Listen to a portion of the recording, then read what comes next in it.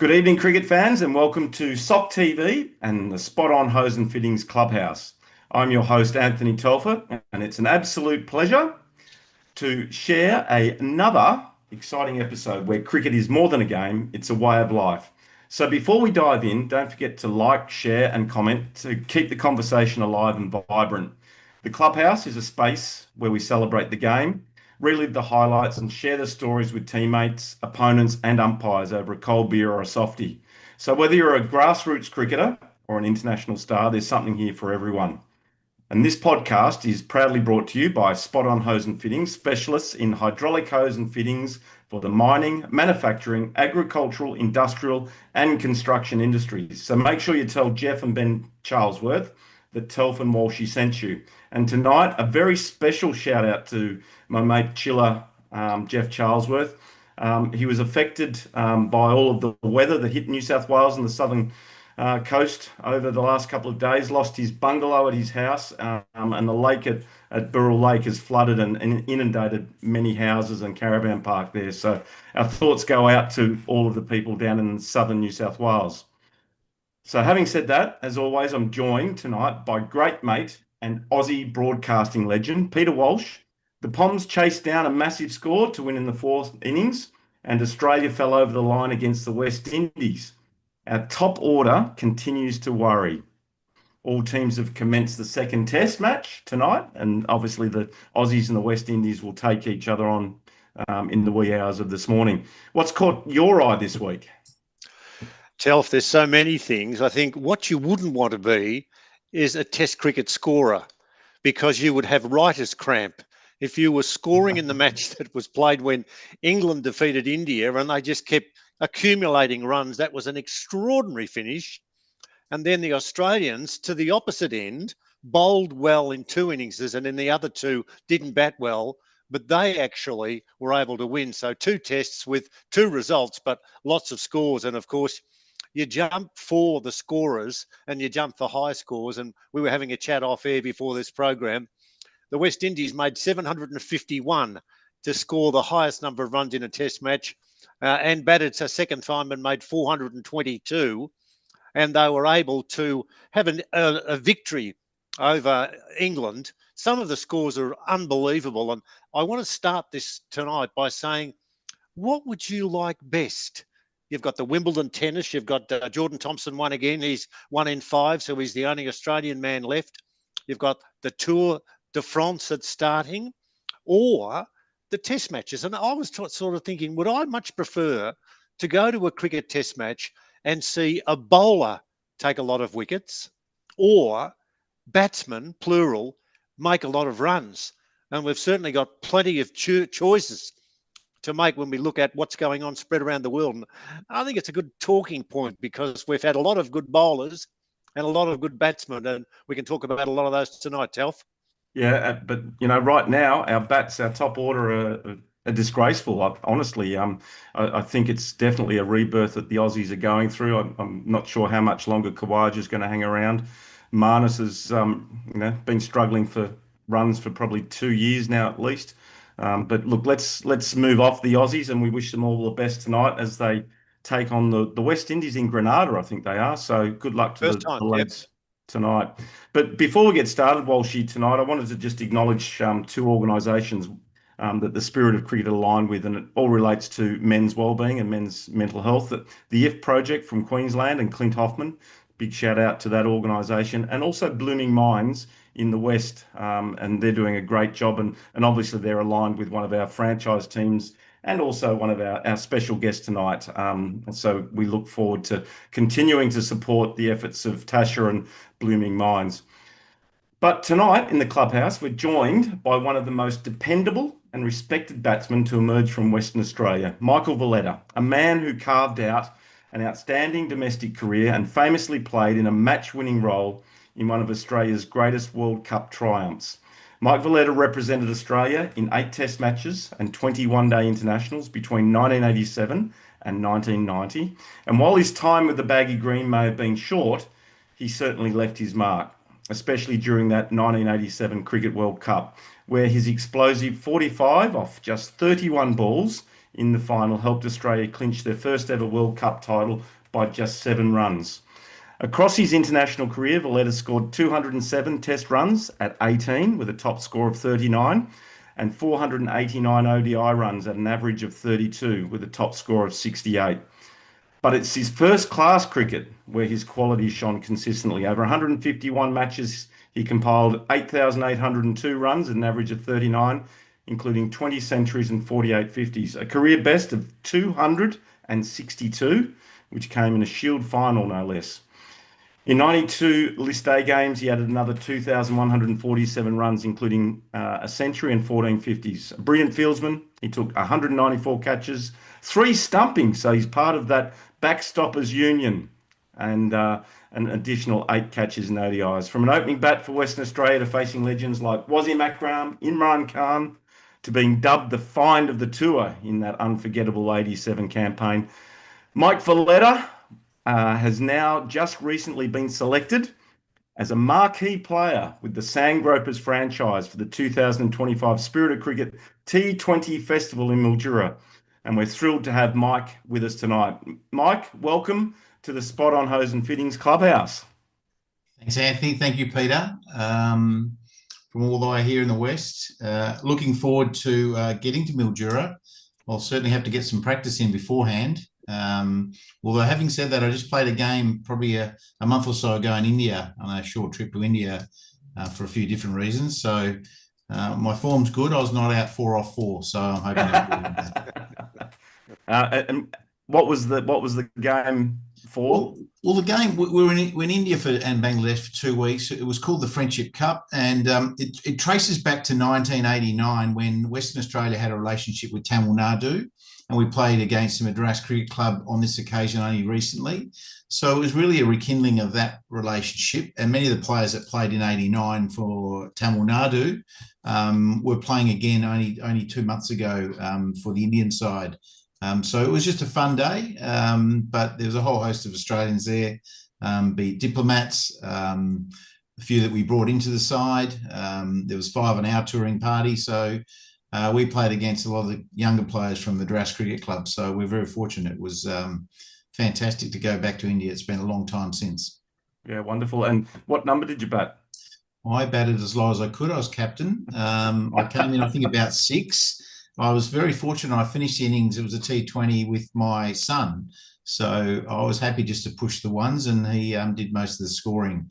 So It was good to get a bit of a hit. I didn't get a bowl. I kept in the I kept in the first 10 overs. So yeah, it was good. It was good fun. So Mike Valetta, playing cricket, obviously heading to Mildura in September. How did you pull up the next day? Because everyone's intrigued to know how you're travelling. So how did you pull up after wicket keeping and making 4 not out after that game? Probably pretty good, I'd reckon. Yeah, I was fine. It was fine. It was the running between wickets, I reckon, is going to be a bit of a challenge. But other than that, all fine. Thanks, Anthony. I was not that we did much practice, but no, it was all good. And it was a mix of ages too. So you let the young guys do the chasing. Yeah, exactly right. So keep or short cover or short mid wicket or first slip, but probably not in a T20. Hey, let's get edition number 124 started. And Mike, in the clubhouse, we normally like to take our guests back to where it all first began. And we're talking cricket, your cricket journey. Maybe take us through those early days and how you fell in love with the game. Interesting, because I hail from an Italian background. Soccer was the game. So I was just really fortunate to go down to the North Perth Cricket Club, which was close to where I went to school, close to where I lived. So I didn't anticipate to do anything other than go down and play. So it fostered from there. We had very good coaches, very good mentors. You played with your mates, and that was one of the great things about playing club cricket. What I didn't know is I went to a WACA club, so at least it gave me an in to the WACA competition, so that the state-run competition. So fortunate enough to get some runs early days, and that was obviously as a youngster.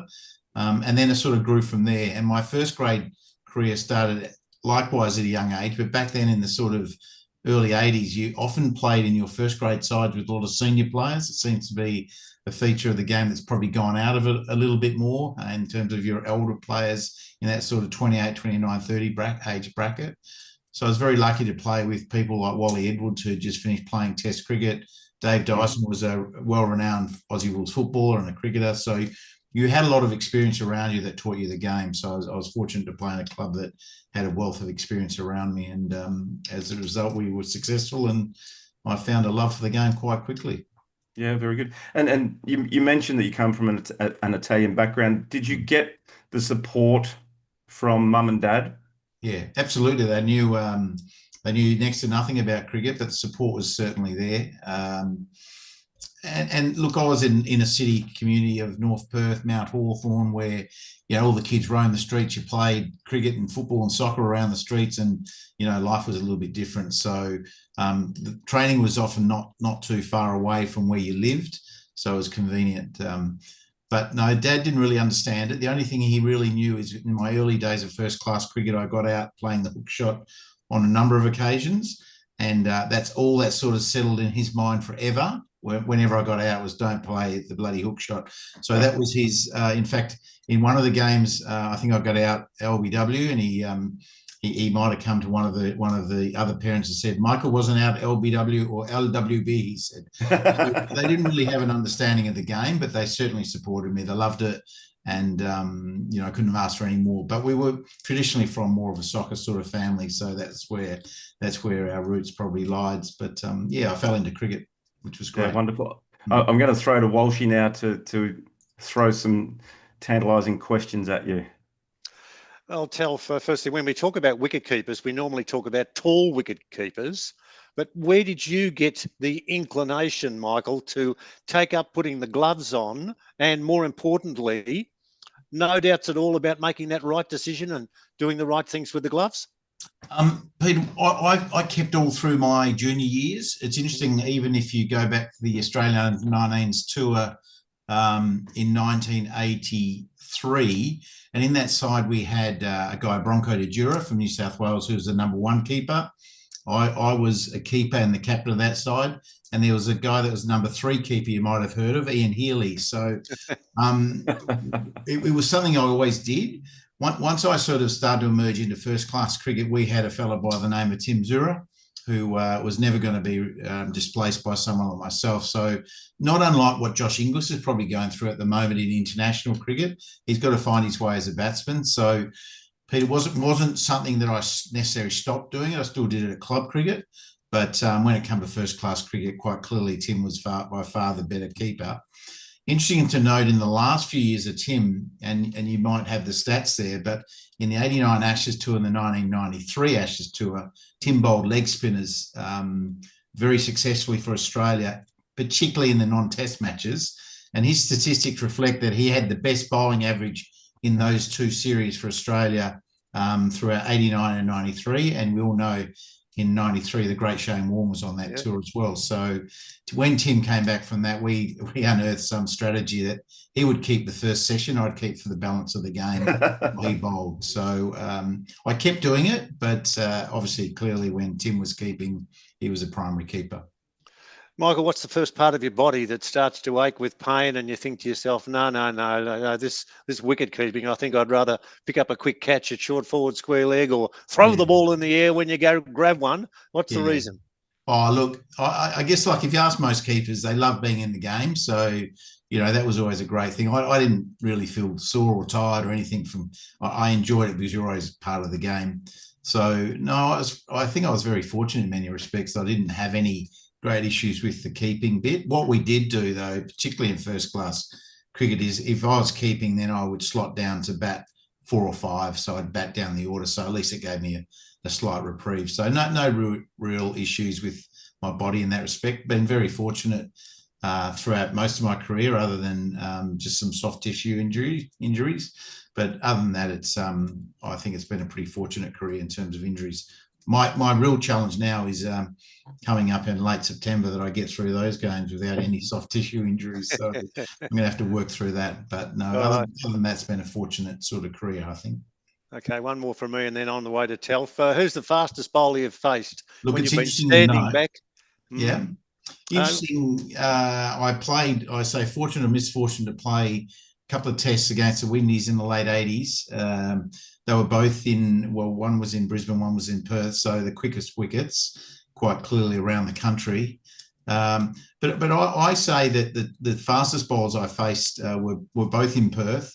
Patrick Patterson trying to get into the West Indies side in the late 80s when he couldn't replace Marshall, Ambrose, Walsh or Bishop. So he bowled a game against Western Australia with ferocious pace on a wicket. If you're not sure, it was actually being relayed and the cracks were starting to open up, and he was regularly hitting the cracks. And the other ones, maybe surprisingly, is Merv. Merv was super fast at the whacker and generally a lot quicker here than he was in the East Coast, particularly coming from the southern end with the wind, with a slight downhill. Merv was quite rapid, I thought. So they were probably the two fastest I think I've faced. And was Merv the Australian bowler that slapped the ball into your gloves the quicker than any other Australian? I think so. I think so. There's been a few through time. Wayne Holdsworth had a fair bit of pace at the best of his times. Yeah, I think Merv, without a doubt, through those late 80s was our quickest bowler by far. But once again, the conditions didn't suit fast bowling as you got to some of the slower wickets, so it was a bit different. It took different skill set. But in Perth, Merv used to love running into bowl, and generally bowled quite. Fortunately for us, he bowled quite short, and then he bowled quite full. And I found that his lengths were either full or short. So as a batsman, you roughly knew, if it was going to be full, you're going to be able to hit it down the ground with a bit of hope. If it's going to be short, you're going to get out of the way of. So he developed obviously a better line, better lengths as he grew older, probably, and wasn't as quick. But yeah, I think Merv by far was the quickest I've faced of all the Australians. Yeah. Telf. Got some good questions for you here, Mike. That you mentioned that 1988 under-19 tour? 83 we toured. 83 was it? Yeah. 83. Sorry, I got the years wrong. Yeah. One Andrew Knight was in that team. Yeah. That's right. There was a handful of decent cricketers in that team throughout the under-19s. Would Andrew have been one of the unluckiest players not to go on? Yeah, I feel this is a loaded question, isn't it? No, it's not at all. I know that he's listening, and he's been a big supporter of the spirit of cricket. So. Yeah, no, look, we had Darren Tyndale, Andrew, Mark England, Sean Henderson, who I caught up with not long ago, Darren Ramshaw, Brett Mulder. There's a whole host of players. Remy played for West Australia and Victoria, as you know. So yeah, there was those under-19 sort of years were great. McDermott came through. So made some good friends. So Knighty was he was a quick bowler back in the day. He's now he tells everyone he's an opening bat. Well, they get wiser as they get older, obviously. But just having said that, we're hoping to get Knighty to Mildura, so you'll be able to catch up with him. Yeah, fantastic. If you haven't seen him for a long time. So he says hello tonight. Very good. Just on Mildura though, you've talked about keeping, and I don't know why we're focusing on your keeping all of a sudden, but we might as well. There's two other keepers in that team. There's Anthony Barranca and Simon Milton. Yeah. Does that mean you're number 1, 2, or 3 keeper in that team? Oh, I'm happy to listen to what the captain wants. So I think Todd's the boss. So whatever he says or her as a boss, I'm happy to follow suit. But I'm not sure how the whole tournament's going to go, because there might be a requirement for all three of us to pull on the gloves to sort of do our bit. So could be a case of rotating keepers. Yeah, and that might just save us running. Well, exactly right, and also it'll make recovery a lot easier, I would think, over the course of the 7 days. Let's go to that 86-87 Shield final, Mike. Yeah. Where you made 262. Yeah, every Victorian would be keen to listen to this story. You'll find they turn the volumes down right now. Oh, hang on, look, they're all dropping off like flies, but the WA boys are coming in, so that's good. Yeah. So tell us about that innings and what your mindset was during that final.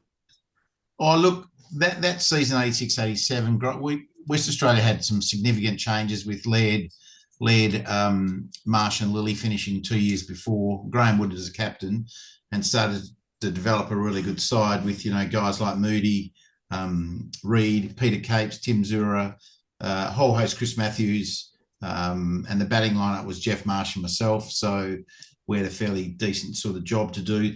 That season, we finished, if I'm not mistaken, on about 40 points for the Shield, which was significant. Victoria finished just more than half of what we ended up with. So, and the rules back then were clearly that Victoria had to beat us here in Perth. In the first innings, Victoria made 400 odd, I think 412 they declared.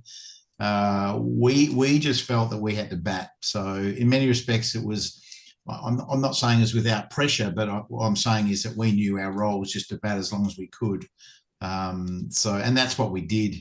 I was the only one to get 100 in that innings for Western Australia. And part of the reason was because anyone that got close, I ran them out. I ran Moods out. So he was in his 90s, and so there was, all different things were going on. But it was, for us, it was our first really great achievement as a new West Australian side. So we had a lot to play for. So it was a good bunch of guys. And then it was the start of 3 Shields in a row. So we kept our side together pretty well from there.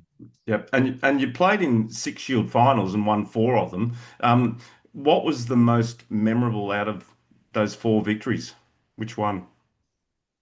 Yeah, look, they're all special, quite clearly. I think it was 83, 84 I was fortunate to play in Dennis Rod and Bruce Laird and Tony Mann's last game. We beat Queensland here in Perth. So that was fantastic to play with those, which I learnt a lot from.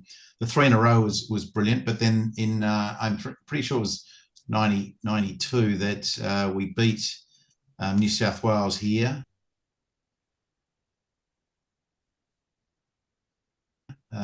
In Perth. And I did a lot of keeping as Lawson, Whitney, a whole range of outstanding players, Taylor. So, it was back then. It was interesting because the Australian players play a lot more Shield cricket, playing against very good competition week in, week out. Yep. We're just having a few little technical issues here. You seem to be breaking up a little bit. Maybe someone's turned the internet on or off at your end, but we'll stick with it and hang in there. Who was the most important captain or the best captain that you played under? And you would have played under a number of captains. And then I'll throw to Walshy for some more questions. Yep. I was captain for most of it. So if I could say, he had a very good fast bowling battery in many respects. So he had 3 or 4 genuine sort of either quicks or very good sort of seam or swing bowlers. So he rotated them around sort of hour on, hour off, almost like the West Indies used to do. So he could rely on his fast bowlers without being too creative, but it was we had a fairly decent plan.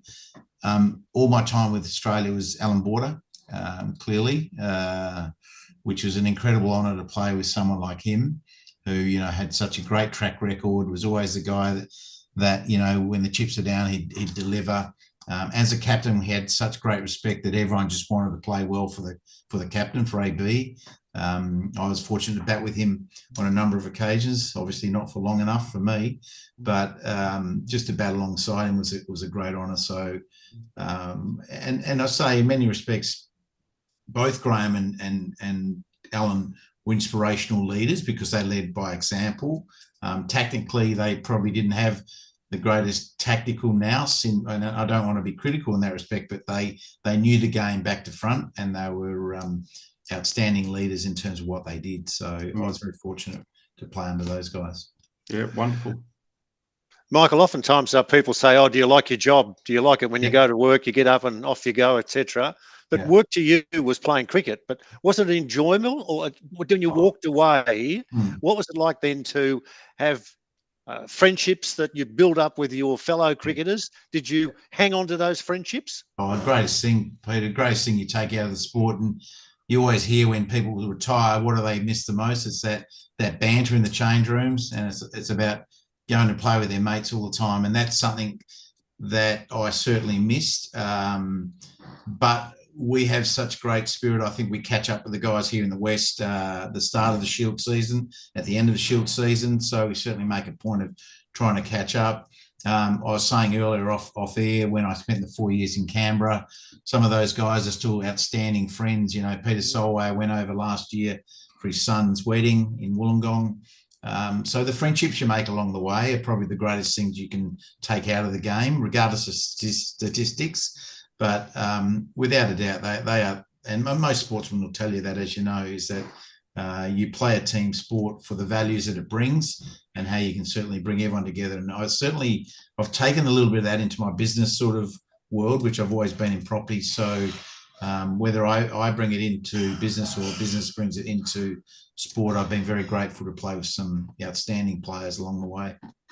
And a buzz to go back to India. What was that like? It what was that great. experience like? It was great. After 1989 was the last time, so it was fantastic. Changed a lot. I only went to Chennai and Mumbai. I went to a few IPL games. We played that game I touched on earlier. We went to Bangladesh in Dhaka. We're doing a few things up there with the Bangladesh Cricket Board. So that was great. And I don't want it to be 30 years, and it won't be, to go back to India. I really enjoyed it, and I was certainly looking to go back in the near future again. And the family itself, did the family follow? I'm not sure as to No. constellation of how many kids, etc. But Yeah. did they want to know where you were going, and did they follow you whenever they could? When I was in my playing days, it was rare, very, very rare for the family to follow. You'll remember the '89 Ashes tour when Borden and Simpson wouldn't allow the partners to come along until the last 2 weeks. So it was rare for the partners to come along when we were touring. My last tour in '91, the West Indies, my son was born. So I got to see him at 3 months of age. So it was a very different landscape in that respect. The Indian tour recently, I was fortunate my son came with me. So, you know, I had the opportunity to show him some of the places that I play. We went to Chepak Stadium, went to a couple of IPL games there, went to Mumbai, watched the game there as well. So in our playing days, no, it was very rare for the families to follow. So as I said, the landscape for the game's changed significantly in the last 20 years or 30 years. Yeah. Understood. Back to Telf after this quick one. What about cricket now? I find that one of the hardest things for me is to follow how many games are going, what sort of competition is going. The women have just started, the men are going, the IPL's going, the test matches are on, the World Championship was on. God grief. How do you follow it on? No, you're right, Peter.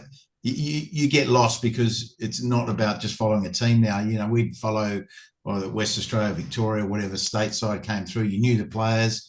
There's a consistency about the side, and you get to really get to know these players. And even in Perth, with the WACA not far from the city, much like the MCG is in Melbourne and most of the sort of grounds, that sort of late on a Friday, most of the guys or the people that work in the city, if the game's getting tight, or a Monday, if the game's finishing, they'd make their way down to the WACA to watch the last session. So that just doesn't happen anymore. So having said that, yeah, I mean, lots of things of the game have changed. And players are talking out in vogues, not recently or only recently, about the challenges of a coach. I mean, going into a game, he may not know who his bowlers are, who his players are, right up until the night before the game. So it's a challenge for coaching and bringing teams together. So yeah, I don't envy that at all. Yeah, Telf? Yes, you're 100% right there. And you now have a look at, all of these T20 tournaments all around the world that, the USA have gone crazy, and, the players are just going from one tournament to the next. And as you said, you don't know who's going to be playing where because you just can't keep up. You don't know where they've been drafted. So, it's a crazy world we're currently living in, but T20 is obviously an exciting part of it. But let's go back to that. I like going backwards because I was there and watching and very interested. The '87 World Cup, 45 of 31 balls. You win the game for Australia. Yeah. You're the golden child there for a very short period, I guess. Tell us about that game, the experience of being in the team to win the first ever World Cup for Australia. flattering you said I was a golden child as I won it, but Rooney got the man of the match. Um, Look, there's so many stories about that '87 World Cup that we just put our heads down and worked hard. And the fact that I don't think at the start we thought, we're going to play in the final, win this. We just played some really hard cricket. The fortunate thing for us in '86, we'd also toured India. You'll remember that was Dino's 200 in Madras in the Tide Test. So most of our touring party had already been there the year before. We then added Simon O'Donnell, Andrew Zessers, Tom Moody, and Peter Taylor to the squad. So we knew roughly what to expect. So we had a little bit of comfort in that respect. So we had a bit of confidence we took into it as well. It was the start of people like, Steve Waugh was an outstanding player under pressure. Our combination was really well suited to our game plan with Marsh and Boone, Jones, and then Border. So we had a really simple game plan. Jeff had an outstanding tournament, batted, I'm not sure how many hundreds he got, probably got 200 or 300s, batted beautifully. So our game plan was simple. Simo Condis, without a doubt, when he said that the side that scores the most one singles in one-day cricket wins 90% of the games. Now, we know with statistics and collection of information back in the 80s, it just wasn't available like it is today. So I reckon Bobby had really conned us in many respects. But obviously, we then set ourselves to turn the strike over and make sure that the scoreboard is ticking over. And that's one of the things we did really well. Most of you will know how Dean Jones was such an aggressive runner between wickets. He led the way in many respects. So we had a really simple game plan. McDermott was the either bowler of the tournament or took the most wickets in the tournament. So, we had great mix and balance. We had O'Donnell and Waugh as two all-rounders, who also could hit the ball really well. So the balance of the side was very good. Yeah, no, it definitely was. And you played with some amazing players. Who was your roommate when you travelled? Did you have a consistent roommate, or Yeah. did you get surround? I ended up with Swamp, Jeff Marsh a fair bit. And I think that was a couple of reasons, is that no one else wanted to. Because, getting up through the middle of the night playing cover drives with not much on wasn't something because we used to share rooms back then, clearly. I think, and Swamp was probably a light sweet sleeper, would get up early, and we had a great relationship over here. We opened together, and our coach, we have the same coach. So I had Swamp for a fair chunk of it. And so you would generally swap, but I think for that tournament we were fairly consistent in terms of our room pairings. And we talk about life after cricket, and we see Merv and Swampy over in the West Indies at the moment. They're obviously doing lots of cricket tours and travelling the world, reliving their glory days and entertaining the people that are touring. Have you ever gone down that path of going on that type of tour, or is that not your style? No, I haven't, Anthony. The only reason is because I've generally worked in the corporate world for most of my time when I'm not playing. I'm at a stage of life where those things really interest me, and I want to do. So I'm sort of changing my focus a little bit in the, now from here on in. Hence the opportunity to come to Mildura is fantastic. The timing's great. So yeah, I'd like to do a lot more of that at this stage of my life. I've spent 40 years working in St George's Terrace, so that's something I've certainly got to give some consideration to. I'm doing some more coaching with at Christchurch Grammar School. So to answer that question, whether it's taking tours or whatever, going to India certainly whet my appetite to do different things in the game. Mm. Well, just put it in your diary that we're going to Hong Kong, Yep. Malaysia, and Singapore in April.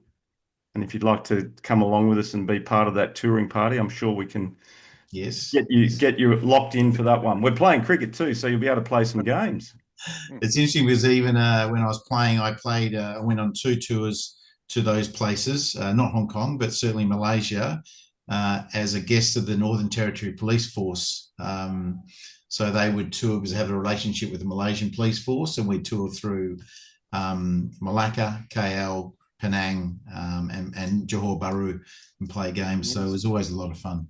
Yep. Yeah, very good. And look, one last question before I throw back to my mate Peter. You played with some legends. both at international and state level. You've shared dressing rooms, you've been on tours with them. Who would be the most funniest or the most intense, maybe just the most funniest player, Yeah. and maybe share a story with our viewers? Yeah. Tim May had a warped sense of humour, and in '89 Ashes tour, and maybe it's just South Australians, they've got an unusual sense of humour, and Maisie didn't play a lot in that tour, much like myself, Moods, Carl Rackerman, and Tim Zura. But at the end of the tour, we had, as you do, a end of sort of tour dinner, and by that stage, all the partners were there, and they gave out all these sort of gifts and novelty things for their players, and Tim virtually hosted that. And I don't know, actually told stories about every player, and I can recall some of them. They were just crazy stories. I just don't know how he sort of recalled that, but he's a fairly intelligent sort of person and had a great warped sense of humour. The other one that might surprise many people, I really, really, really enjoyed touring with Steve Waugh. We were a similar age. He obviously went on to some great things, but in terms of a sense of humour and a really light side, he was funny and as fantastic, and he was really quick. So we used to have a lot of good fun sort of on and off the field. His ability to banter. And one of the great challenges I found is when you play and tour with these guys and you come back and play state cricket against them, you carry that same banter in a light-hearted way on the field. And I think that's one of the great things of, touring and getting to know people. So even when you play against them, that you share a common bond. So yeah, Steve Waugh was very funny. And very good. Interesting you should mention Maisie. He's a big supporter of the spirit of cricket, and he's always putting his one-liner comments on with his views and opinions. Okay. And it creates a lot of banter amongst all of our 7,000 followers. So Yeah. Maisie, Mike Valetta thinks you're one of the funniest blokes on tour. So that's just for you. Yeah. Walshy? Michael, if we could look ahead for, let's say, a decade, and you had to make a judgment as to whether or not one form of cricket would have disappeared. And I've got no doubt in my own mind, we can't keep everything going. There's got to have to be one that falls away. There might be two, there might be three. I don't know. Yeah. What do you think will happen? Yeah, the frightening thing is where Test cricket sits, isn't it? Quite clearly around the world for us traditionalists that love Test cricket, love the challenge it brings and the tactics it brings. It seems quite clear that the void between the top and the bottom is getting greater. As you take for Australia, when we play England or India, they're successful tours. Cricket Australia do well out of them, and then you play your lesser sort of sides, and all of a sudden they're not as successful financially from people coming to watch, interest. And as you touched on earlier, there's so much cricket going on. If you're actually going to a contest, you want to make it a good, even contest. So, people probably prefer to go to that. Obviously, 50 over cricket is, other than World Cups, is not necessarily viable. It doesn't attract a massive crowd. So T20's taken a huge sort of made a huge dent in that. That's clearly here to stay because financially that sustains the game. So I guess if one's going to move on, the 50 overs sort of got a difficult place in terms of the cricketing landscape. So I'd imagine that's one. But as I said, World Cups still attract a lot of interest, as we all know, and we've all seen recently with that. But I just hope from an ICC and World Cricket point of view, we can do something to regenerate Test cricket. And I say regenerate it, not in the sense that it's the difference between the good sides and the bad sides. And Walsh, you touched on it earlier about the England series. The first Test was fantastic. All those runs, all those wickets. The World Test Championship was a hard-fought competition. So those games are great for cricket, but there's just not enough of them. And in many respects, as I say, we really have a responsibility to make sure that the lesser tier countries become better and make it a much more of a competition across the world. Yeah, it's a good call. And a quick one from me to finish up from this end. It's fascinating when you're talking about how difficult it always is each year to get a ticket to the AFL Grand Final the last September Saturday. Well, you can't get a ticket for the first day of Test match with Australia playing England at the MCG. The interest in this Ashes series coming up seems to be at the highest possible level. Yeah. Yeah, we had a great series against India last year, and that was really good cricket to watch. And the Ashes will be the same. Yeah, it'll be an interesting series because, yeah, and you touched on earlier, our top order batting is still unsettled in many respects, whereas England seem to be going from strength to strength in that area. So I think they'll play a huge part in terms of the outcome of that series. But yeah, same here in Perth. Obviously, getting tickets to the first test of the series. Fortunately, it's at Optus, so the crowd numbers can be up to sort of 50,000. So I'd imagine that all days will be sold out. So it'll be a great series. And I sort of question the viability of Test cricket. You'll see India last year and England this year will be fantastic. People will come out of everywhere to watch. But I guess the next 2 years, it depends on who comes to Australia. Then that's one of the great challenges for Cricket Australia to generate that same enthusiasm for Test cricket for the next couple of years. Thanks, Mike. Over to you, Telf. Yeah, life after cricket, Michael. Yeah. You mentioned that but you're doing this work in Bangladesh and India, and obviously working in the schools. You speak well. Have you ever been into and gone into commentary at all, or? I haven't. Same again, Telf, is that because I've always had this side occupation, but they're things that I'm really keen to look into now because I love it. As I said, I'm excited about coming to the Spirit of Cricket event in Mildura, and I just sort of find I'm at a stage, as I said earlier, that I want to explore those opportunities. And I've probably been tied back or held back a little bit because I've had this other career now. As I said, 2 weeks in India certainly was a watershed moment. Said, well, there's a world of opportunity out there in this sport and whatever. So I'm certainly keen to explore whatever options or opportunities there are around, whether it be here or India or England, in some form of coaching or commentary or even talking in many respects. So yeah, I'm sort of keenly looking forward to that. Very good. And with your coaching, what sort of advice do you give the young players that they're coming as they're coming through now and preparing, their lives for a sporting or cricket career? Yeah, look, I look at a bit deeper. It's Christchurch is a fantastic school here. I only had my first year was there last year. I took over part of Graham Wood's sort of role where he was there for 8 years.